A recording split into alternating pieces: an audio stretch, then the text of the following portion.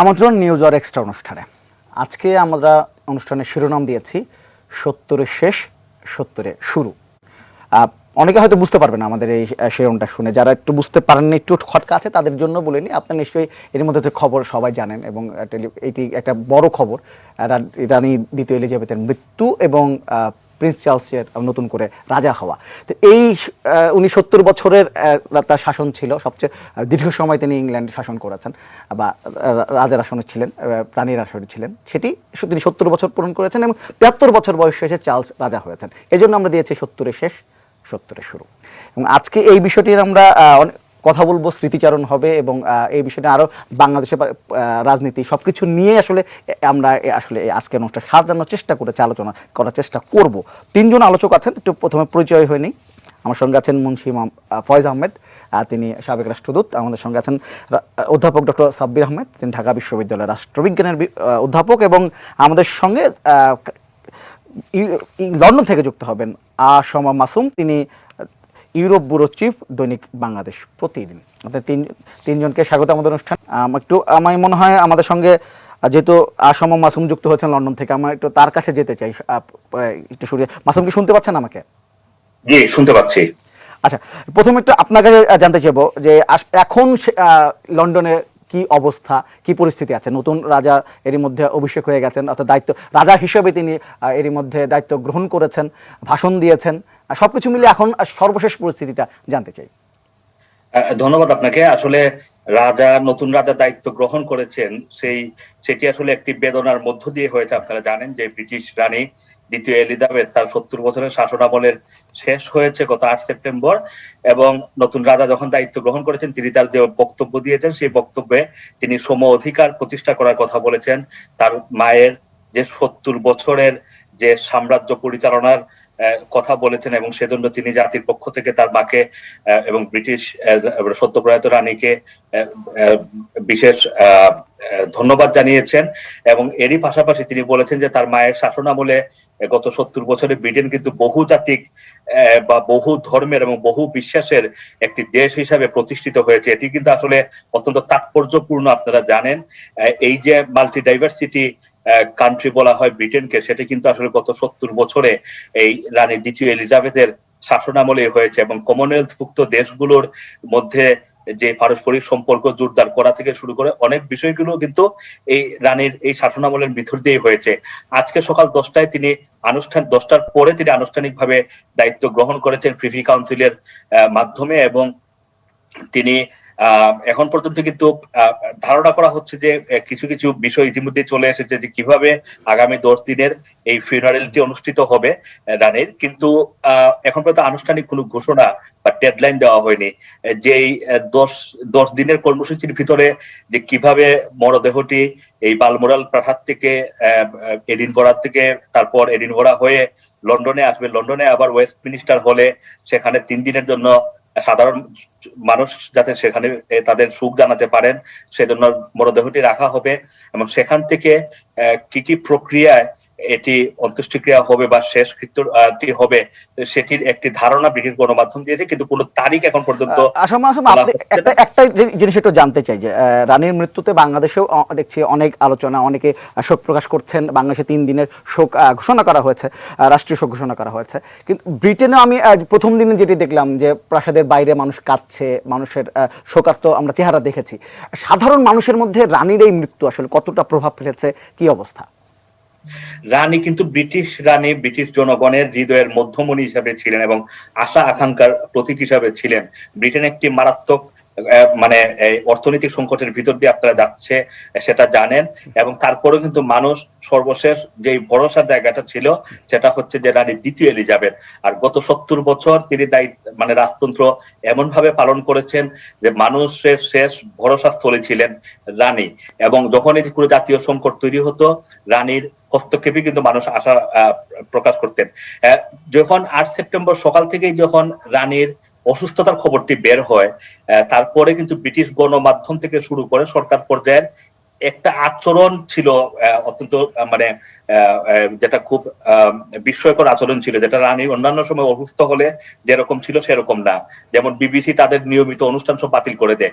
এই আচরণ দেখেই কিন্তু মানুষজন বুঝে ফেলেছিলেন যে কিছু একটা খারাপ সংবাদ আসতে পারে, এবং তারপর থেকে দুপুরের পর থেকেই কিন্তু মানুষের ঢল নামে বাকিংহাম প্যালেসে। এবং সন্ধ্যা 6:30টায় যখন বিবিসি থেকে আনুষ্ঠানিক ঘোষণা দেওয়া হয়, আমি ঠিক সেখানে তখন উপস্থিত ছিলাম বাকিংহাম প্যালেসে, এবং তখন কিন্তু মানুষ, হাজার হাজার মানুষ ছুটে আসছিলেন, কান্না করছিলেন দাঁড়িয়ে, কেউ প্রার্থনারত ছিলেন, কেউ ফুল দিচ্ছিলেন, কেউ চিরকুটের ভিতরে সুন্দর করে তাদের মনের কথাটা রানীর জন্য লিখে দিচ্ছিলেন।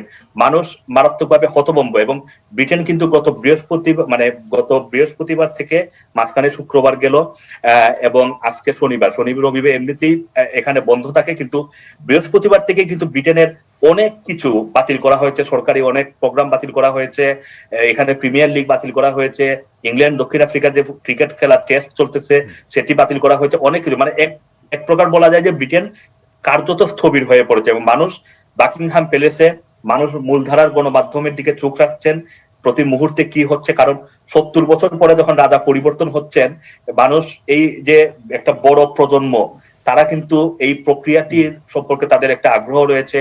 এই রাজা হিসেবে যিনি দায়িত্ব নিচ্ছেন তিনি কেমন হবেন, কিভাবে দেশ পরিচালনা করবেন। রানীর সাথে গত 70 বছরে এক ধরনের মানুষের একটা আত্মিক সম্পর্ক ছিল। নতুন রাজা যদিও রানীরই ছেলে, কিন্তু তার ফিলোসফিটা কি হবে, এই বিষয়গুলো নিয়ে মানুষের মধ্যে আগ্রহ রয়েছে। কিন্তু নতুন রাজা তার বক্তব্যে আশ্বস্ত করেছেন মানুষজনকে, তিনি রাজ পরিবারের আচার আচরণ আগে যেমন ছিল তেমনই থাকবে, রাজ পরিবারের ভূমিকা দেশের জন্য একই রকম থাকবে, এবং সম অধিকার প্রতিষ্ঠার জন্য উনার মা যেভাবে সারা জীবন কাজ করে গেছেন, তিনিও ঠিক একইভাবে মানুষের সম অধিকার প্রতিষ্ঠার জন্য কাজ করে যাবেন। সুতরাং মানুষ সুখের ভিতরে আছেন, সুখের মধ্য দিয়ে নতুন রাজার কাছ থেকে আশার বাণী পাওয়ার চেষ্টা করছেন, এবং সেটা কিছুটা হলো তার প্রথম বক্তব্যে পেয়েছেন। আচ্ছা মাসুম, আমাদের সঙ্গে নিশ্চয়ই থাকবেন, আমরা আবার আপনার কাছে আসব। আমি একটু অধ্যাপক ডক্টর সাব্বির আহমদ আপনার কাছে আসতে চাই। আমরা ব্রিটেনে যেটি শুনলাম, ব্রিটেনের মানুষ এখন শোকার্ত, অবশ্যই তাদের সেখানে রানী মারা গেছেন, খুবই স্বাভাবিক সেখানে। কিন্তু আমরা বাংলাদেশে দেখছি যেটা, আমি যদি বাংলাদেশ থেকে, বাংলাদেশের গণমাধ্যম থেকে শুরু করে সবাই এটি নিয়ে আলোচনা করছে, সামাজিক যোগাযোগ মাধ্যমে দেখছি এটি নিয়ে আলোচনা হচ্ছে। আমি যেখানে যাচ্ছি, চায়ের দোকানে যদি যাই, সেখানেও কিন্তু কোনো না কোনো আলোচনা হচ্ছে। এই যে বাংলাদেশের মানুষের মধ্যেও এই ব্রিটেনের রানীর মৃত্যু নিয়ে এক ধরনের প্রভাব, এক ধরনের আলোচনা, এটা কেন? ধন্যবাদ আপনাকে। প্রথমেই আমার ব্যক্তিগত শোক প্রকাশ করছি রানী দ্বিতীয় এলিজাবেথের মৃত্যুতে। তো আমি যে কথাটা বলতে চাই যে বাংলাদেশের সাথে আপনার এই যে ব্রিটেনের যে সম্পর্ক, এই সম্পর্কের একটা দীর্ঘ ইতিহাস রয়েছে। এবং আমরা জানি যে 1947 সালে যখন দেশ ভাগ হওয়ার পর থেকে আমরা যখন স্বাধীন হলাম, এর পরবর্তীকালে তদানীন্তন পাকিস্তান শাসন আমলে আমরা জানি যে রানী এলিজাবেথ কিন্তু এসেছিলেন, এই উপমহাদেশ তিনি সফর করেছিলেন, এবং এই উপমহাদেশ থেকে তিনি বাংলাদেশ, ভারত এবং অন্যান্য অঞ্চল থেকে তিনি ব্রিটেনের শ্রমিকদেরকে নিয়ে গিয়েছিলেন এখান থেকে। সুতরাং এটার একটা দীর্ঘ ধারাবাহিকতা আছে, এবং আমরা জানি যে আমরাও একসময় ভারতীয় উপনিবেশের একটা অংশ ছিলাম। আমি প্রথমে একটু ইতিহাসের দিকে আপনাদের নজর ফেরাতে চাই যে ইংল্যান্ডের ইতিহাসে রাজতন্ত্রের কিন্তু দুইটা পর্যায় আছে। একটা পর্যায় হচ্ছে 1688 বা 89 সালের আগ পর্যন্ত। তখন যে রাজা ছিলেন, সেই রাজা ছিলেন চরম স্বেচ্ছাচারী, যেটাকে আমরা ইংরেজিতে বলি অ্যাবসলিউট মনার্কি। পরবর্তীকালে 88 বা 89-এর যে গৌরবময় বিপ্লব হলো ইংল্যান্ডে, সেই বিপ্লবের মধ্য দিয়ে কিন্তু এক ধরনের রাজতন্ত্র শুরু হলো, যেটাকে আমরা বলি নিয়মতান্ত্রিক রাজতন্ত্র, যে বিপ্লবের মাধ্যমে রাজার স্বেচ্ছাচারী ক্ষমতাকে কিন্তু কমিয়ে দেওয়া হলো। ওই সময় থেকে আসলে আজকের যে রাজতন্ত্র, তার ধারাবাহিকতা কিন্তু তখন থেকেই শুরু হয়েছে। এবং আমি যদি এই রানীর কথা বলি, সেই ধারাবাহিকতা অনুসারে তার ব্যক্তিত্বকে আমি মনে করি যে খুবই গুরুত্বপূর্ণ, তার পার্সোনালিটিটাকে আমাদের বিবেচনায় আনা দরকার। তিনি তার সময়েই কিন্তু ব্রিটেনের অধীনে যতগুলো উপনিবেশিক, মানে আমাদের উন্নয়নশীল দেশ বলতে যেটা বোঝায়, সেই উন্নয়নশীল দেশের যে রাষ্ট্রগুলো উপনিবেশের অধীনে ছিল, তার সময়ে কিন্তু তারা স্বাধীনতা পায়। সুতরাং শুরু থেকেই আমরা তার মধ্যে একটা ইতিবাচক বিষয় আমরা লক্ষ্য করি। আরেকটি বিষয় ছিল যে তার রাজত্বকালেই কিন্তু আমরা 1949 সালে কমনওয়েলথের সৃষ্টি দেখি, এবং এই কমনওয়েলথের মাধ্যমে তিনি কিন্তু এই দেশগুলোকে তিনি সহযোগিতা করেছেন। আমরা জানি যে এই কমনওয়েলথের পারস্পরিক সহযোগিতার কাঠামোর মধ্য দিয়ে আমরাও উপকৃত হচ্ছি এবং ব্রিটেনও কিন্তু আমাদের কাছ থেকে উপকৃত হয়েছে। তিনি কিন্তু এই ব্যবস্থাটা তিনি 1949 সালে করেছিলেন। এরপরে ধরেন যে একটা রাজতন্ত্রের প্রতি সাধারণ মানুষের একটা আগ্রহ থাকে, আকর্ষণ থাকে, সেটা আমরা আমরা আমরা রূপকথায় রাজা রানীর গল্প পড়েছি, করতে করতে আমার মনে হয় যে আমাদের একটা মনস্তাত্ত্বিক জগতেও রাজা বা রানীর একটা আকর্ষণ আমাদের মধ্যে কাজ করে। তো আমরা যখন বাস্তবে এই রাজতন্ত্রকে দেখি এবং এই রানীকে আমরা যখন থেকে দেখেছি, আমরা তার মধ্যে একটা ডিসেন্ট পার্সোনালিটি সবসময় দেখেছি, ইতিবাচক ছবিটা হ্যাঁ দেখেছি। এবং আমরা জানি যে 1982 সালে তিনি যখন বাংলাদেশে আসলেন, বাংলাদেশে এসে তিনি কিন্তু নিজে একটা গ্রাম দেখতে সেই গাজীপুরে চলে গেলেন। এই সামগ্রিক বিষয়গুলো বিবেচনার নিলে আমরা দেখি যে সাধারণ মানুষের এই রানীর প্রতি একটা আকর্ষণ আমরা দীর্ঘদিন ধরেই কিন্তু লক্ষ্য করছি। ধন্যবাদ আপনাকে। মুন্সি ফয়েজ আহমেদ, আপনাকে কিছু জানতে চাই, ব্রিটেনের যে রাজার কথা বলছে বা রাজতন্ত্রের কথা বলছে, রাজপরিবারের কথা বলছে, এটা অনেকটা আলংকারিক, তো খুব একটা সেভাবে তারা শাসন নিয়মতান্ত্রিক কনস্টিটিউশনাল মনার্কি সেভাবে আছে। কিন্তু তারপরে আমরা রানীর মৃত্যুর পরে সারা পৃথিবীতে যেভাবে আলোড়ন দেখলাম, তার যে প্রভাব দেখলাম, এটাতে খুব সহজে হয় না। এবং আমি যদি একটা ছোট্ট বলি যে ব্রিটেনের সঙ্গে এই মুহূর্তে রাশিয়ার যে সম্পর্ক, ইউক্রেন যুদ্ধ নিয়ে সম্পর্ক, কিন্তু রানী মৃত্যুর পরে কিন্তু রাশিয়া সেই তাদের সাথে যে এখন যে ঝামেলা চলছে সেটি ভুলে গিয়ে তারা কিন্তু পুতিন শোক জানালেন। এটা কিভাবে সম্ভব হলো? খুব মানে সুন্দর একটা প্রশ্ন, যে রানীর কারণে, রানীর ব্যক্তিত্বের কারণে, এবং বিভিন্ন সময় যুদ্ধ তো সেদিন লেগেছে, কিন্তু রানীর সাথে বিভিন্ন দেশের যে আদান প্রদান সেটা তো আর নতুন নয়। সুতরাং তাদের সাথে যেসব আদান প্রদান ছিল সেইগুলোর কথা মনে করে এবং বিভিন্ন বিষয়ে রানীর অবদানের কথা স্মরণ করে সবাই, তারা কমনওয়েলথের অংশ হোক বা কমনওয়েলথের বাইরের হোক, সবাই কিন্তু রানীর মৃত্যুতে শোকগ্রস্ত হয়েছে এবং শোক প্রকাশ করেছে। এটা খুব স্বাভাবিক। এটা নিয়ে আমার মনে হয় না যে মানে এটাতে আমাদের কোনো আশ্চর্যিত বা বিস্মিত হওয়ার কোনো কারণ নাই, এটাই স্বাভাবিক। এটা না হলে বরং আমরা মনে করতাম যে অস্বাভাবিক। তো এখন একটা আছে, একটা কথা আমরা স্কুলে পড়তে পড়তে আমাদেরকে শিক্ষকরা শিখিয়েছিলেন, যে ওরা এই রাজা রানী তো আর সবসময় থাকে না, একজন রাজা যায় আরেকজন রাজা আসে, রানী কম, রাজাই সাধারণত। সেই জন্যে তাদের দেশে একটা কথা আছে, হ্যাঁ, যখন কোনো একজন রাজা মারা যান তখন সবাই বলে, the king is dead, long live the king. মানে একজন মারা গেছেন কিন্তু আরেকজন, সেই পরম্পরাটা রয়ে যাচ্ছে এবং আমরা সেটাই দেখতে পাচ্ছি যে এখন হচ্ছে। যদিও এবারে the queen is dead, long live the king, হ্যাঁ, কিন্তু সেই পরম্পরাটা কিন্তু খুব সুন্দর করে আমরা দেখতে পাচ্ছি যে তাদের কোনো ছেদ নাই, শোক প্রকাশ হচ্ছে, কিন্তু সাথে সাথে নতুন রাজা তার সিংহাসনে আরোহণ করছেন এবং সেটার প্রোক্লামেশন হচ্ছে। অভিষেক আমার মনে হয় যে আলাদা করে একটা অনুষ্ঠান হবে পরবর্তীতে, আমি যদি আলাদা একটা অনুষ্ঠান হবে, আলাদা করে অভিষেক, কিন্তু তার আরোহণ হয়ে গেছে, আনুষ্ঠানিকভাবে একটা অভিষেক অনুষ্ঠান হবে, কিন্তু সেটা পরবর্তীতে। কিন্তু তো সুতরাং এখন থেকে তিনি কিন্তু রাজার কাজ করছেন। আর এই যে রানী এলিজাবেথ 70 বছর ধরে, সেকেন্ড ওয়ার্ল্ড ওয়ারের সময় তো তিনি রানী ছিলেন, 52-তে তিনি রানী হন, 52-তে যে বছর আমার জন্ম সেই বছর তিনি রানী হন। কিন্তু তার আগেই তিনি কিন্তু দৃশ্যপটে এসে গেছেন, সবাইকে আশ্বস্ত করবার মতন একটা অবস্থান তার আছে এবং সেটা তিনি বিভিন্ন সময় করেছেন। তারপরে দেশে নানান রকমের কোনো রকমের বড় সমস্যা হলে তখনও তিনি ছিলেন একটা ভরসা স্থল, আশার স্থল, লোকজনকে আশা দেওয়া। আর রাজপরিবারের তিনি প্রধান ছিলেন। তো রাজপরিবারের কিন্তু বিভিন্ন রকমের কাজ আছে যেগুলো লোকের চোখে পড়ে এবং লোককে বিভিন্নভাবে ইম্প্যাক্ট করে।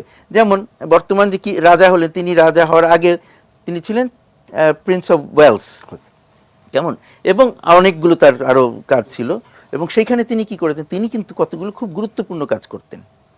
কতগুলো চ্যারিটি ছিল তার নিজের নামে, একটা চ্যারিটি তার নিজের নামে, কিন্তু অনেক আরও 400-র বেশি চ্যারিটিতে তিনি সাহায্য করতেন, কাজ করতেন তাদের পক্ষে। আর কতগুলো গুরুত্বপূর্ণ বিষয়ে তার খুব ইয়ে ছিল, কি বলে, তার আগ্রহ ছিল, এবং সেইগুলোতে তিনি খুব গুরুত্বপূর্ণ কাজ করেছেন। একটা হলো ক্লাইমেট চেঞ্জ, খুব গুরুত্বপূর্ণ কাজ করেছেন। আরেকটা হলো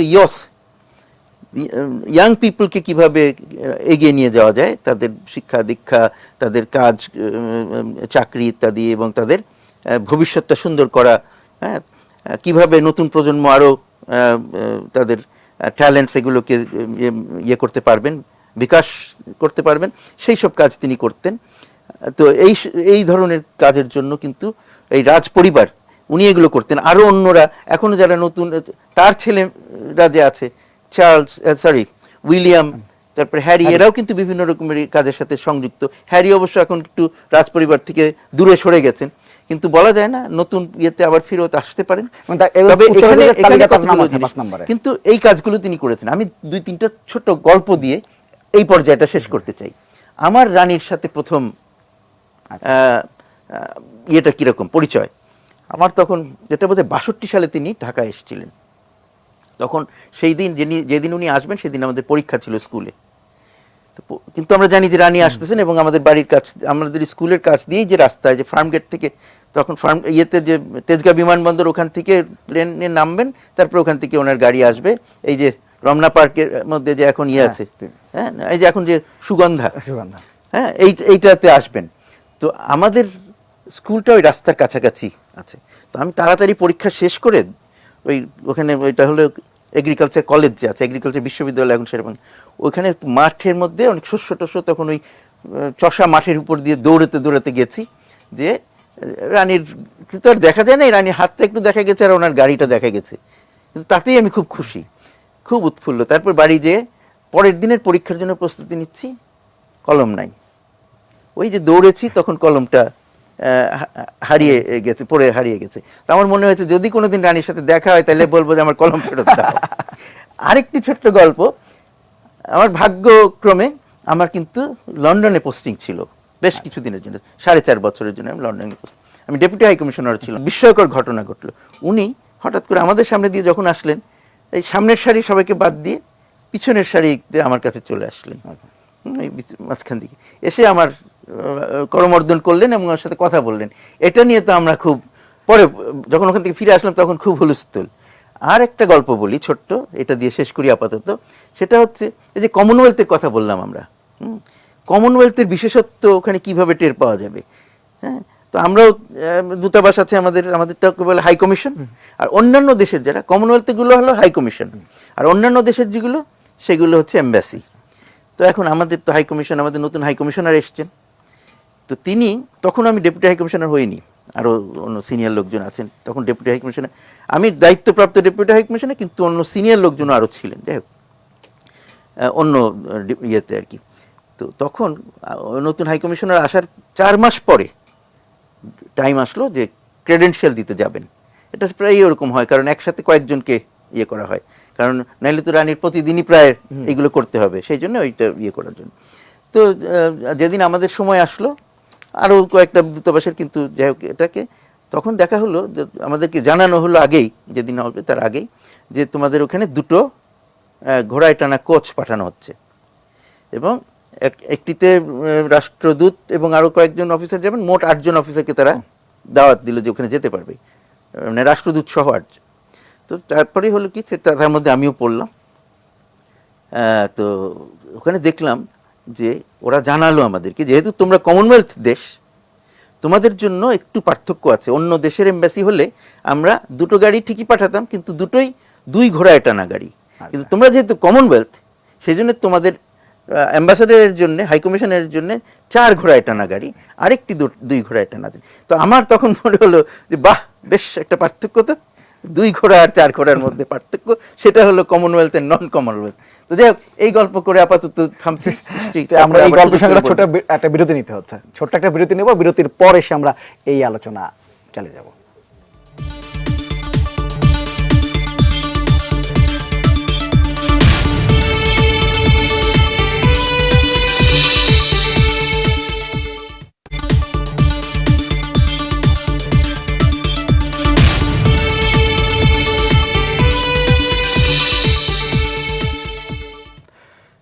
নিউজ আর এক্সট্রা অনুষ্ঠান। আজকে আমরা কথা বলছি রানী দ্বিতীয় এলিজাবেথের মৃত্যু এবং রাজা তৃতীয় চার্লসের দায়িত্ব গ্রহণ এই বিষয়টি নিয়ে। আমার সঙ্গে তিনজন আছেন। মুন্সি ফয়েজ আহমেদ, তিনি সাবেক রাষ্ট্রদূত, আছেন অধ্যাপক ডক্টর সাব্বির আহমেদ, তিনি ঢাকা বিশ্ববিদ্যালয়ের রাষ্ট্রবিজ্ঞান বিভাগের অধ্যাপক, এবং আছেন লন্ডন থেকে যুক্ত হয়েছেন আসমা মাসুম, তিনি ইউরোপ ব্যুরো চিফ, দৈনিক বাংলাদেশ প্রতিদিন। আমি আসমা মাসুম আপনার কাছে আবার একটু আসতে চাই। আমি ব্রিটেনের বা ইউরোপের যারা ব্রিটেনের যারা একদম তরুণ সমাজ, তরুণ যারা আছেন, তাদের একটু মনোভাবটা জানতে চাই। এখন এই বিশেষে আসলে রাজতন্ত্র কিংবা রাজপরিবার নিয়ে খুব একটা আগ্রহ থাকার কথা না। আর ব্রিটেনের রাজপরিবার তো রাজনীতিতেও খুব একটা সেভাবে সক্রিয় না, খুব সিদ্ধান্ত তারা সেভাবে নেন না। তরুণদের মাঝে এই রাজপরিবারের ইমেজটা কীরকম?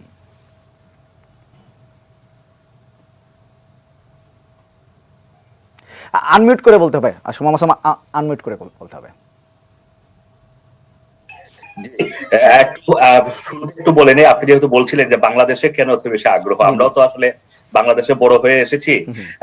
রানী বলতে যেটা বোঝায়, পৃথিবীর অনেক দেশে রাজতন্ত্র আছে, কিন্তু রানী বলতে যেটা বোঝায় সেটা আসলে ব্রিটিশ রানী দ্বিতীয় এলিজাবেথকে দেখেই আমরা সেটা বুঝেছি বা জেনেছি। সেভাবেই আসলে রাজতন্ত্রের প্রতি আমাদের একটা আগ্রহ ছিল। এ কারণে হয়তো বাংলাদেশের মানুষের একটা আগ্রহ রয়েছে, এবং খুব বিস্ময়কর ভাবে এখানে বাংলাদেশি কমিউনিটির ভিতরেও কিন্তু রাজপরিবারের সংবাদ, রাজপরিবারের বিভিন্ন যেই সংবাদগুলো বের হয়, বিশেষ করে এই যে হ্যারি মেগানের যে সাম্প্রতিক সময়ের যে তর্ক বিতর্কগুলো বের হয়েছে, সেগুলো কিন্তু বাংলাদেশের কমিউনিটিতে বেশ আগ্রহ ছিল এগুলোর প্রতি। তো একটা আগ্রহ আছে, সে আর যেটা বলছেন যে তরুণ প্রজন্ম কিন্তু রাজপরিবারের প্রতি তাদের যথেষ্ট আগ্রহ রয়েছে। রাজপরিবারের আয় ব্যয় থেকে শুরু করে রাজপরিবারের এই যে হ্যারি মেগানের যেই বিষয়গুলো, মেগান চলে যাওয়া, মেগানের উপরে যে ব্রিটিশ গণমাধ্যমগুলোর যে ধরনের আক্রমণের কথা মেগান অভিযোগ করেছেন, সেই বিষয়গুলো কিন্তু তরুণ প্রজন্মের আগ্রহ রয়েছে, এবং সেই আগ্রহের ভিত্তিতে ব্রিটিশ গণমাধ্যমে কিন্তু বড় ধরনের একটি জায়গা থাকে এই ব্রিটিশ রাজ পরিবারের। যখনই ব্রিটিশ রাজ পরিবারের একেবারেই যদি আমি বলি যে উইলিয়াম এবং উইলিয়ামের স্ত্রী কেট যখন বের হন কোনো একটি সফরে, সেটাও কিন্তু বেশ গুরুত্বের সাথে সংবাদ প্রকাশ করা হয়, এবং সেটি নিয়ে এখানকার তরুণ সমাজ যারা টুইট করেন, সামাজিক যোগাযোগ মাধ্যমে নানা ধরনের তর্কে লিপ্ত হন। সুতরাং সেই আগ্রহ কিন্তু তরুণ সমাজের আছে, যেরকম অনেক বয়স্ক মানুষের আছে। ঐতিহ্যকে ধারণ করা ব্রিটিশদের একটা কালচার আপনি বলতে পারেন, সেটা কিন্তু এবং এই যে গত 2 দিনই কিন্তু আমি বাকিংহাম প্যালেসে ছিলাম, যে যখন যেই মুহূর্তে রানীর মৃত্যু সংবাদটি ঘোষণা করা হলো, সে তখনও ছিলাম। তার পরের দিন যখন প্রিন্স চার্লস বা নতুন রাজা কিং চার্লস যখন এসে জনগণের সাথে সুখের সাথে একাত্মতা প্রকাশ করেছেন, তখনও কিন্তু বাকিংহাম প্যালেসের সামনে ছিলাম আমি, এবং সেখানে বেশিরভাগ মানুষ ছিলেন এই তরুণ যারা, তারাই কিন্তু, এবং তারা তাদের শেষ শ্রদ্ধাটুকু রানীকে জানানোর জন্যই কিন্তু সেখানে জড়ো হয়েছিল। আচ্ছা মাসুম, আরেকটা প্রশ্ন আপনাকে জিজ্ঞেস করবো, সেটা হচ্ছে যে এই যে রানী এলিজাবেথের যে ব্যক্তিত্ব, তার যে ক্লিন ইমেজ একটা আছে, সেটা কি নতুন যে রাজা চার্লস, তার উপর একটা বাড়তি কি চাপ হয়ে যাবে কিনা? সেটা অবশ্যই। রানী যখন আপনি জানেন যে রানী বিভিন্ন সময় রানীকে নিয়েও কিন্তু নানান ধরনের সমালোচনা ছিল, কিন্তু শেষ পর্যন্ত রানীর মধ্যে এক ধরনের মমতাময়ী একটা বিষয় ছিল, যে কারণে তিনি কিন্তু তারপরে তার যেই যখনই ইমেজ সংকট হয়েছে, সেটা আবার তিনি যে কোনো ভাবেই হোক পুনরুদ্ধার করে ফেলেছেন। এখন হচ্ছে চার্লস কিন্তু ইতিমধ্যেই, এখানে বলে রাখি যে রানী যে এই যে ডায়নার যে সাথে যে তার যে বিচ্ছেদ, এবং এই যে তার যে বর্তমান স্ত্রী যিনি কুইন কনসোর্ট হিসাবে পরিচিত হবেন, এই বিষয়টা কিন্তু আলোচনার মধ্যে আছে বর্তমানে। এবং এটা খুব ভালোভাবে কিন্তু মানুষজন চার্লসকে, ডায়না যেভাবে মানুষের মনের মণিকুঠায় এখনো আছেন, ঠিক সেই জায়গায় কিন্তু চার্লসকে মানুষজন একটা অস্বস্তিকর জায়গায় রেখে দেন, এবং সেই অস্বস্তিকর জায়গা থেকে কিংস চার্লস কিভাবে বের হয়ে আসবেন, সেটা আসলে তার ভবিষ্যৎ অ্যাক্টিভিটিস বা কর্মপরিধির মাধ্যমে আসলে বোঝা যাবে। আবার একটু অধ্যাপক ডক্টর সাবির আহমেদ, আপনার কাছে একটু আসতে চাই। এই যে বিতর্কের কথা বলছি, একটু বিতর্ক নিয়েই কথা বলি। রানীর জীবনের সবচেয়ে, যদি আমি বলি, তার যে 70 বছরের রাজত্বকাল, সবচেয়ে বড় বিতর্কটা হয়তো ডায়নাকে নিয়েই হয়েছে 1992 সালে, 97 সালে যখন তিনি দুর্ঘটনায় মারা যান। তারপর তার অনেক সমালোচনা হয়েছে, তার জনপ্রিয়তা অনেকখানি কমে গিয়েছিল। সবকিছু মিলে এই যে তাকে তো অনেকগুলো বিতর্ক পারে, এবং চার্লসের বিয়ে নিয়েও কিন্তু তারপরে অনেক বিতর্ক হলো। এই যে বিতর্ক পাড়ি দিয়ে তাকে শেষ পর্যন্ত আবার ইমেজটা পুনরুদ্ধার করলেন এবং সেখানে কিন্তু সাফল্যই হয়েছিলেন। জি, ধন্যবাদ আপনাকে। তো আমি আপনার প্রশ্নের উত্তর দেওয়ার আগে আমি একটা বিষয়ে একটু আমার নিজস্ব একটা কথা বলতে চাই। সেটা হচ্ছে যে আমার কাছে আমি যেভাবে এই রানীকে মূল্যায়ন করি সেটা হচ্ছে আমি মনে করি যে এই রানী ক্রমাগতভাবে একজন প্রো পিপল রানী ছিলেন। তিনি একেবারে জনগণের কাছাকাছি সবসময় থাকার চেষ্টা করেছেন এবং গিয়েছেনও। সেটা যে শুধু উনি ওনার ব্রিটেনেই করেছেন তা নয়, তিনি কিন্তু ব্রিটেনের বাইরেও সাধারণ মানুষের অত্যন্ত কাছাকাছি গিয়েছেন।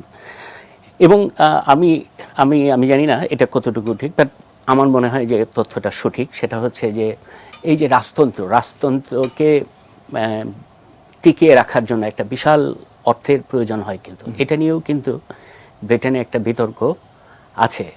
সম্ভবত এটার এই বিতর্কের পরপরই বা হতে পারে এর আগে থেকেও হতে পারে যে আমরা জানি যে এই বাকিংহাম প্যালেসের অনেকগুলো সম্পত্তি কিন্তু সারা ব্রিটেন জুড়েই রয়েছে এবং তার সেগুলো কিন্তু এখন কমার্শিয়ালি ব্যবহার হওয়ার একটা ধারা শুরু হয়েছে এবং সেখান থেকে যে ইনকাম হয় তার একটা অংশ তারা কিন্তু ট্যাক্স হিসেবে দেন। আমার যতটুকু জানা। আর যেটা হলো যে হ্যাঁ, একটা রাজ পরিবারের মধ্যে আমরা একাধিক বিতর্ক দেখেছি। সেই ডায়ানা নিয়ে বিতর্ক, রানীর ছেলে প্রিন্স এন্ড্রুর যে অনৈতিক সম্পর্ক সেটা নিয়ে বিতর্ক, কিন্তু প্রত্যেকটি ক্ষেত্রে আমি দেখেছি যে রানী কিন্তু অত্যন্ত তার মানসিক দৃঢ়তা নিয়ে এগুলোকে তিনি মোকাবেলা করেছেন। তিনি কিন্তু প্রিন্স এন্ড্রুর যে অনৈতিক সম্পর্কের করেছিলেন সেটার জন্য কিন্তু তিনি এন্ড্রুকে বাকি মানে রাজকীয় যে সুযোগ সুবিধা সেই সুবিধা থেকে তিনি কিন্তু তাকে বঞ্চিত করেছেন, রাইট? তারপর আপনার কিন্তু এটা আবার অন্য আরেকটি বিষয় আমাদের বিবেচনায় আনতে হবে যে তাহলে প্রিন্স চার্লসের সাথে কামিলা পার্কারের সম্পর্কটাকে আমরা কিভাবে দেখব। হ্যাঁ, সম্ভবত ডায়ানার মৃত্যুর পরে এটিকে হয়তো রানী স্বাভাবিকভাবেই মেনে নিয়েছেন এবং ডায়ানা নিয়েও যে বিতর্ক শুরু হয়েছিল তিনি কিন্তু প্রথমে ডায়ানা নিয়ে তার ক্ষোভ থাকার পরেও পরবর্তীকালে কিন্তু ডায়ানার বিষয়ে তিনি প্রশংসা করেছেন একটি বিবৃতির মাধ্যমে। সুতরাং এখানে আমার মনে হয় যে এই রানীর মধ্যে যে মানে তার যে লিডারশিপ, তার যে একটা মরাল অথরিটি শুধু ব্রিটেনের উপরে তিনি প্রতিষ্ঠা করেছেন, তিনি প্রতিটা পরিস্থিতিকে অত্যন্ত ঠান্ডা মাথায় মোকাবেলা করে তিনি কিন্তু তার সেই নৈতিক যে কর্তৃত্ব সেটাকে তিনি প্রমাণ করতে সফল হয়েছেন। আমি সবশেষে এটাই বলতে চাই যে রানী এলিজাবেথ তিনি ছিলেন একটা, আমরা তার মধ্যে একটা মোরাল লিডারশিপের উদাহরণ পাই এবং সেই লিডারশিপটা ব্রিটেনের জন্য একটা অ্যাসেট। শুধু যে ব্রিটেনের জন্য ছিল মানে দেশের ভেতরে যে সেই নেতৃত্বের প্রভাব ছিল তাই নয়, আন্তর্জাতিক পর্যায়েও রানী এলিজাবেথের যে নৈতিক নেতৃত্ব প্রতিষ্ঠা ছিল সেটার সুফল কিন্তু আমার ধারণা ব্রিটেন আরও আগামী দিনে পাবে বলে আমার মনে হয়। যদিও প্রিন্স চার্লসের নেতৃত্ব নিয়ে এক ধরনের সন্দেহ বা আমাদের মধ্যে কাজ করাটাই স্বাভাবিক। তা আমার মনে হয় যে এটা এমন একটা জায়গায় এসছে যে এটা পিছন দিকে ফিরে যাওয়ার আর কোনো সুযোগ আছে বলে আমার মনে হয় না। হয়তোবা 20 বছর আগে যদি চার্লসের এই সম্পর্কটা নিয়ে আলোচনা হতে পারতো, কিন্তু এখন যেহেতু এগুলোর একটা সেটেলমেন্ট হয়ে গেছে, এটা হয়তো ব্রিটেনের যে রাজতন্ত্রের যে ভূমিকা দেশের ভেতরে বা দেশের বাইরে সেটা খুব একটা প্রভাব ফেলবে বলে আমার মনে হয় না। ধন্যবাদ। মুন্সি ফয়জ আহমেদ, যখন রানী দায়িত্ব নিলেন তখন রেডিওর যুগে তিনি দায়িত্ব নিলেন, তিনি যখন চলে গেলেন তখন আসলে টুইটারের যুগ।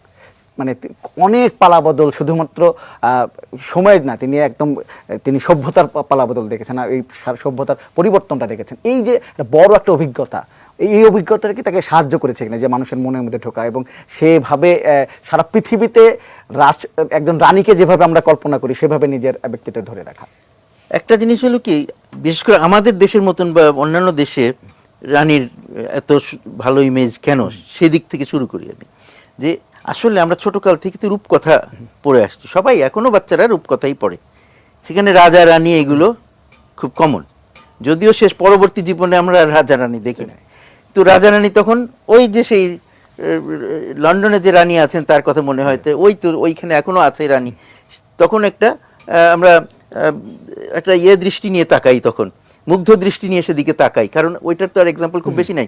আর ব্রিটেনের রাজা রানী সম্বন্ধে আমরা যতটুকু জানি, অন্য আর যেখানে যেখানে রাজতন্ত্র আছে তাদের সম্বন্ধে আমাদের সেটা জানা নাই, সেই ইনফরমেশন আমাদের কাছে নাই। তাদেরও হয়তো খুব বর্ণাঢ্য জীবন আছে, জীবন কাহিনী আছে, কিন্তু আমরা সেগুলো জানি না। গণমাধ্যমে একটা বড় ভূমিকা। আমাদের এখানে যেহেতু কমনওয়েলথের অংশ, আমরা যেহেতু কমনওয়েলথে আছি, সুতরাং আমাদের কাছে এটা আমাদের বাংলাদেশ স্বাধীনতার আগে থেকেই তো আমরা এদের কথা শুনে আসছি, সুতরাং একটা ধারাবাহিকতা আছে। এবং রানী এলিজাবেথের উপর যতগুলো সিনেমা কিংবা সিরিজ হয়েছে, অন্য কারো বেলায় আমরা এটা দেখি, স্বাভাবিক সেটা। তো এইসব কারণে তো আমাদের ওই রূপকথার সাথে আমরা কানেক্ট করে দেখি, এটা আমাদের দেশে আছে, অন্য দেশেও তাই আছে, আবার ওদের দেশেও তাই আছে। ওদের আর কি হয় যে নানান রকমের, এখন কিন্তু ব্রিটেনের সাধারণ মানুষের জীবন খুব আরামদায়ক নয়, নানান রকমের কষ্টের মধ্যে যাচ্ছে।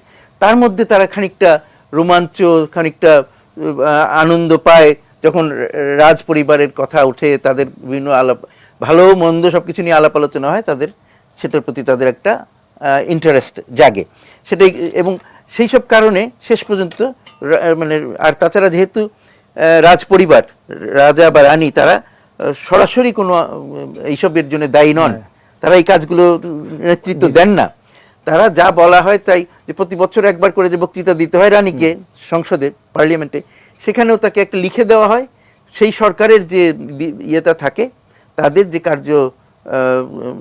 কর্মসূচি থাকে, সেইটাকে উনি তুলে ধরেন, আমাদের রাষ্ট্রপতির মতো। হ্যাঁ, তো সেইটা সেই রকম। তো সুতরাং তাকে কেউ দোষ দেয় না, বরং তিনি যখন ওই সবের বাইরে যে কোনো একটা ভালো কাজ করেন, ভালো একটা উদাহরণ রাখেন, তাতে মানুষ খুব খুশি হয়, এবং সেই কারণে তার ইতিবাচক দিকগুলো বেশি প্রকাশিত হয়। কিন্তু যেমন ইয়ের ব্যাপারে তখন কিন্তু খুব মানুষ খুব রিয়াক্ট করেছে, যখন ডায়ানার মৃত্যুর ব্যাপারে, তখন সবাই অনেকেই মনে করেছে কিছু সত্য থাকতে পারে যে রাজ পরিবারের একটা হাত আছে তার মৃত্যুতে।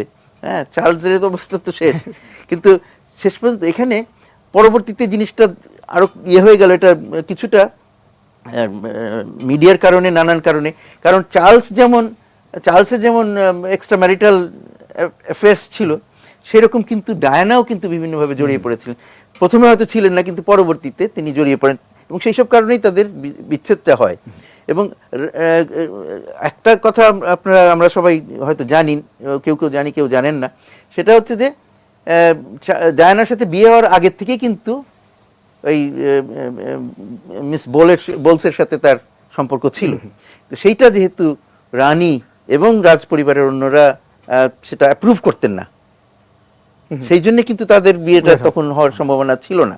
সেই কারণে তারাই ব্যবস্থা করে যাতে ওইখান থেকে বের হয়ে আসতে পারে চার্লস, সেই জন্য ডায়ানার সাথে বিয়ের ব্যবস্থা হয়।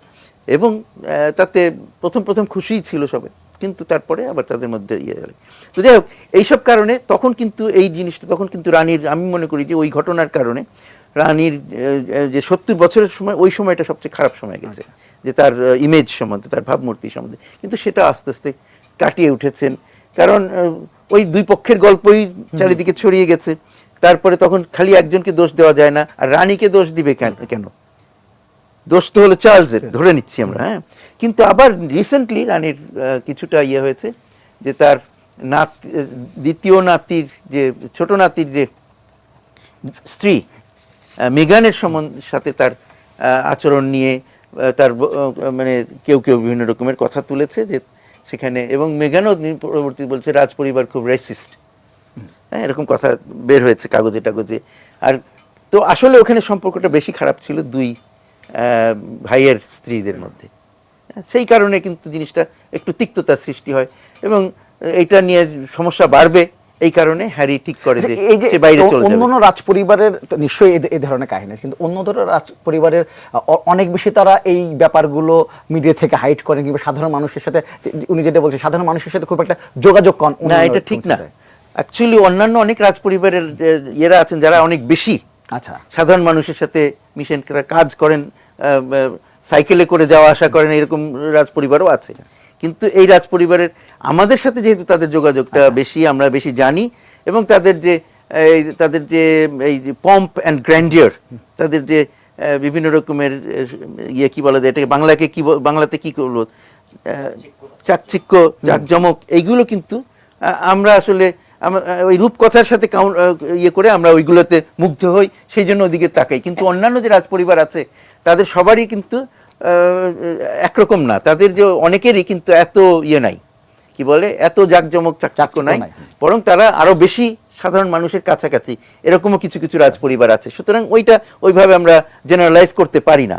কিন্তু যেটা খুব গুরুত্বপূর্ণ সেটা হচ্ছে যে আপনি 70 দিয়ে শুরু, 70-এর শেষ, 70-এর শেষ 70-এর শুরু বলছেন, তো নতুন রাজার সম্বন্ধে আমরা যদি দুই একটা কথা বলতে চাই তাহলে যেটা ইয়ে হবে যে তৃতীয় চার্লস, তার রাজা হিসেবে তার নাম হয়েছে রাজা। আমরা একটা ছোট বিরতিতে যাই, বিরতির পরে এসে আমরা নতুন রাজা সম্বন্ধে আলোচনা করব।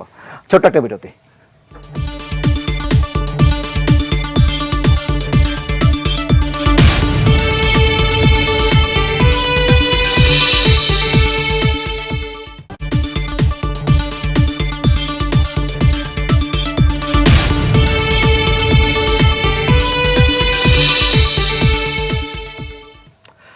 নিউজের এক্সট্রায় আবার স্বাগত।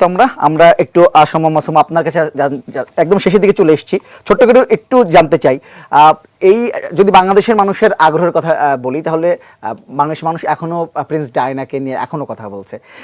নতুন রাজা হলেন, চার্লস রাজা হলেন, ক্যামিলিয়া রানী হলেন, সব কিছু মিলে ব্রিটেনে আসলে এখন এই মুহূর্তে প্রিন্স ডায়না কতটা প্রাসঙ্গিক এবং নতুন রানীকে মানুষ কিভাবে দেখছে? এখানে খুবই গুরুত্বপূর্ণ প্রশ্ন করেছেন। ডায়না আসলে এখনো প্রাসঙ্গিক। যেমন গতকালকে যখন ফুল দেওয়া হচ্ছিল রানীর বাকিংহাম প্রাসাদের সামনে, সেটা কিন্তু তুলনা করা হয়েছে যখন ডায়না মারা গিয়েছিলেন প্রথম 1-2 দিনের ভিতরেই সেখানে ফুলের সমুদ্র হয়ে গিয়েছিল। সেই তুলনায় রানীর ক্ষেত্রে ফুলের সংখ্যাটা কম। সেই কম্পেয়ার করে কিন্তু সংবাদ মাধ্যম এবং মানুষের যে অবজারভেশন সেটাকে নিয়ে কিন্তু ব্রিটিশ গণমাধ্যমে ইতিমধ্যেই চর্চা হয়েছে। রানীর সাথে ডায়নার সম্পর্কের বিষয়টি কেমন ছিল, রানী ডায়নাকে কি চোখে দেখতেন, এই ধরনের খন্ড খন্ড রিপোর্ট গুলো কিন্তু মেট্রো থেকে শুরু করে ডেইলি মেইল এবং বিভিন্ন গণমাধ্যম গুলো কিন্তু দিচ্ছে, এবং এগুলোর প্রতি মানুষের আগ্রহ রয়েছে। ডায়না এখনো প্রাসঙ্গিক, এবং এই যে নতুন কুইন কনসোর্টকে এখনো কিন্তু মানুষ স্বাভাবিকভাবে নিতে পারছেন না। তারা বিভিন্ন ধরনের নেতিবাচক মন্তব্য করতেন সেই সব সংবাদের নিচে, এবং আমরাও যারা এখানে বাংলাদেশি গণমাধ্যম গুলো চালাই এবং সেই সংবাদ প্রকাশ করি, সেখানেও কিন্তু একই ধরনের নেতিবাচক কথাবার্তাই কিন্তু উঠে আসছে।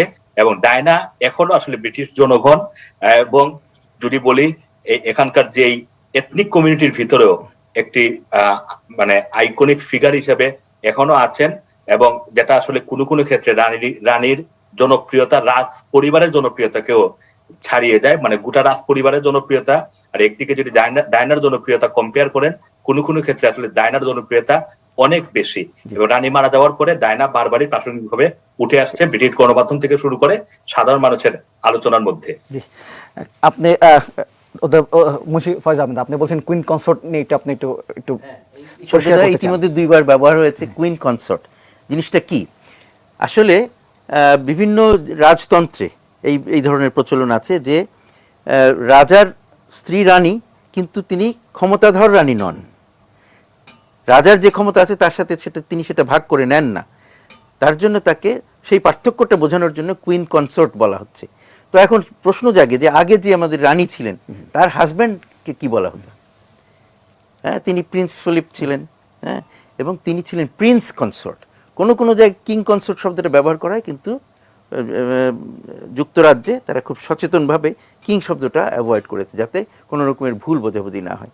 তো এই জিনিসটা আর কি বোঝা একটা পার্থক্য, যেটা জানা থাকলে সুবিধা হয় যে কুইন কনসোর্ট এখন যিনি, তো তিনি কিন্তু তার যে কোনো রোল নাই তা নয়, কিন্তু সেই রোলগুলো বেশিরভাগই হচ্ছে অনানুষ্ঠানিক। কোনো কোনো ক্ষেত্রে আনুষ্ঠানিক কিছু রোল আছে যে রাজার সাথে তাকে বিভিন্ন অনুষ্ঠানে থাকতে হবে, যেতে হবে, কিন্তু কাজ দায়িত্ব এগুলো কিন্তু বিশেষ করে যেমন এতদিন তারা যেসব দায়িত্ব পালন করেছেন, প্রিন্স চার্লস যখন প্রিন্স অফ ওয়েলস ছিলেন সেই সময় যে সেইগুলোর অনেকগুলোর কিন্তু কিছু কিছু তারা হয়তো কন্টিনিউ করবেন। তার নিজস্ব চ্যারিটি ছিল, সেগুলো কন্টিনিউ, কিন্তু অ্যাকচুয়ালি ব্রিটেনের যে রাজ্য পরিচালনা সেখানে তার খুব একটা ভূমিকা কিছু থাকবে না, অন্য ধরনের ভূমিকা থাকবে। আর যেটা কথা বলা হচ্ছে যে প্রিন্স চার্লসের যে দায়িত্বগুলো ছিল সেগুলো তো এখন তিনি তার উইলিয়ামসকে ইয়েকে দিয়ে দিয়েছেন, উইলিয়ামসকে এখন ইয়ে Prince করা of হচ্ছে, Wales, প্রিন্স অফ ওয়েলস করা হচ্ছে। সুতরাং প্রিন্স অফ ওয়েলস হিসেবে যদি স্পেসিফিক যা যা আছে সেগুলো এখন কি বলে উইলিয়াম এবং কেট তারা পালন করবে আর কি, prince and princess of Wales. তো যাই হোক, এটা আমার মনে হয় যে খুব গুরুত্বপূর্ণ। আচ্ছা, আমি একটু অধ্যাপক সাব্বির আহমদ, আপনি একটু জানতে চাই, এই যে আধুনিক বিশ্বে যেখানে বিভিন্ন দেশের রাজতন্ত্রের নানা ধরনের কথা হচ্ছে যে আসলে রাজতন্ত্র কতটা যৌক্তিক, এই আধুনিক বিশ্বে এসে কিন্তু আমরা ব্রিটেনে যদি দেখি, তিনি শুধুমাত্র এখন যে রাজা, শুধু ব্রিটেনের না, 15টা দেশের তিনি রাষ্ট্রপ্রধান কিংবা রাজা তিনি। তো এই যে মানে সেখানে একই সঙ্গে আধুনিক বিশ্বের সঙ্গে গণতন্ত্র বলেন এবং একই সঙ্গে রাজতন্ত্র ঐতিহ্যকে করা হচ্ছে, লালন করা হচ্ছে, এই মিশ্রণটা কিভাবে দেখেন আপনি? মানে এটা কি ভবিষ্যৎটা কীরকম দেখেন?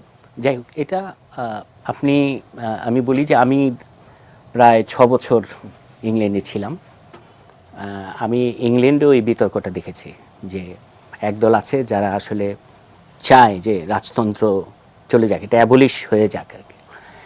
কিন্তু এখনও হয়তো ব্রিটেনের একটা উল্লেখযোগ্য সংখ্যক মানুষ যারা এই রাজতন্ত্রকে তারা ভালোবাসে। তার কারণ হচ্ছে যে এই রাজতন্ত্র ব্রিটেনকে একটা মানে ঐক্যবদ্ধ রাখার ক্ষেত্রে একটা গুরুত্বপূর্ণ ভূমিকা পালন করেছে। আপনি এই রানীর কথাই ধরুন না কেন, এই যে আইরিশ সমস্যা, স্যার আরও ভালো বলতে পারবেন, স্কটল্যান্ডের যে সমস্যা, এই সমস্যাগুলো সমাধানের ক্ষেত্রে এই রানীর যে তার যে ব্যক্তিত্ব, এটা একটা গুরুত্বপূর্ণ ভূমিকা পালন করেছে। আরেকটা জিনিস হচ্ছে যে কথাটা আমি আগেও বলেছি যে ঐতিহাসিকভাবে মানে এখনকার যে রাজতন্ত্র, যেটা এটা কমপ্লিটলি ডিফারেন্ট ফ্রম আগের যে রাজতন্ত্র, সেটার যেটা একদম ডিফারেন্ট। আর আমার মনে হয় যে এইটা হয়তো আরও সময় লাগবে যে রাজতন্ত্রের ভবিষ্যৎ কোন দিকে যাবে। কিন্তু আমরা রাজতন্ত্রের ভেতরে যে পরিবর্তনগুলো দেখছি, তারাও কিন্তু রানী এলিজাবেথ নিজেও কিন্তু এই বিষয়গুলো সম্পর্কে অ্যাওয়্যার ছিলেন, যে কারণে আমরা দেখি যে এই যে পুরো ব্রিটেন জুড়ে যে তাদের বিশাল সম্পত্তি, এই সম্পত্তিগুলো মানে এটা এক ধরনের ইনকাম জেনারেটিং সম্পত্তি হিসেবে এখন ব্যবহৃত হচ্ছে। এই থেকে তারা ট্যাক্স দিচ্ছেন। এটা আমি নিজেও সেটা মানে আমি নিজের চোখেই সেটা দেখে এসেছি যে কীভাবে সেগুলো ইনকাম জেনারেটিং হয়ে উঠেছে আর কি। তো আমার মনে হয় যে এইটা মানে ভবিষ্যৎটা আসলে আরেকটা জিনিস হচ্ছে যে দীর্ঘদিন ধরে যেহেতু তারা মনে করে যে এই মানে তাদের যে রাজতন্ত্র, এটাই হচ্ছে ব্রিটেনের সিম্বল অফ ইউনিটি হিসেবে তারা সবাই মানে অ্যাটলিস্ট মেজরিটি পিপল সেটাই বিশ্বাস করে। সুতরাং এটা খুব দ্রুত অ্যাবলিশ হবে সেটা এখনও বলার সময় আসেনি, এটা আরও সময় লাগবে। মানে ভবিষ্যৎ বলবে যে এটা আসলে কি হবে। ছেড়ে দিতে চাই, যেটা ইন্টারেস্টিং হচ্ছে যে আমরা যে পার্লামেন্টারি গভর্নমেন্ট যে চর্চা করছি, আমরা তো আসলে ব্রিটিশ মডেলেরই চর্চা করছি। ব্রিটিশ মডেলে ঠিক রাষ্ট্রপতির যে জায়গাটা, আমাদের এখানে রাষ্ট্রপতির জায়গাটা, ওখানে হচ্ছে রাজতন্ত্রের সেই জায়গাটা হয়তো একটু ক্ষমতার এদিক সেদিক হতে পারে। কিন্তু আমাদের জন্য শিক্ষা হচ্ছে যে ওইখানে যদি রাজতন্ত্র সিম্বল মানে ঐক্যের প্রতীক হিসেবে কাজ করতে পারে, তাহলে আমাদের দেশে উচিত রাষ্ট্রপতির যে পদটা, সেটা যেন একটা ঐক্যের মানে প্রতীক হিসেবে কাজ করে। এটা যেন এই আশাবাদ ব্যক্ত করি আমি। আমাদের একদম শেষ সময় চলে এসেছি, আপনাদের তিনজনকে অনেক ধন্যবাদ। ছোট্ট কথা বলতে চাই, সেটা হলো যে উনি অত্যন্ত গুরুত্বপূর্ণ একটা কথা বলেছেন যে স্কটল্যান্ড, আয়ারল্যান্ড, ওয়েলস এগুলোকে ইউনাইটেড কিংডমে যুক্ত রাখার জন্য রানীর কিন্তু বড় ভূমিকা ছিল এই ঐক্যটা রাখার জন্য। আর অন্য কথাটা যে আপনার প্রশ্নের উত্তরে, সেটা হলো যে বিভিন্ন দেশে ইতিমধ্যেই কিন্তু শুরু হয়েছে ওই যে তারা কমনওয়েলথে থাকবে, কিন্তু রানীর যে ইয়েটা আছে, পজিশনটা তাদের রাষ্ট্রপ্রধান হিসেবে, সেটা আস্তে আস্তে সরে আসতেছে। যেমন জামাইকা আজকে কথা হচ্ছিল, দেখলাম যে তারা ইতিমধ্যে সিদ্ধান্ত নিয়েছে যে তারা রিপাবলিক ঘোষণা করবে। তো এরকম অস্ট্রেলিয়াতে এটা নিয়ে বিভিন্ন রকম বাদানুবাদ চলছে তো আছে, কিন্তু কানাডা, নিউজিল্যান্ড এখনো পর্যন্ত এই একদম শেষ সময় চলে এসেছি। আপনাদের তিনজনকে ধন্যবাদ আমাদের সাথে যুক্ত হওয়ার জন্য। এবং শেষ কথা হচ্ছে রানী দ্বিতীয় এলিজাবেথ হয়তো আমাদের কাছে সবসময় মনে থাকবেন, তিনি মানুষের রানী, তিনি মানবতার রানী, তিনি পরিচ্ছন্ন ইমেজের জন্য সবসময় আমরা তাকে স্মরণ করবো এবং অনেকদিন তিনি আমাদের মনে থাকবেন। আপনারা ভালো থাকবেন, সুস্থ থাকবেন, অবশ্যই এটি নিজের সঙ্গে থাকবেন।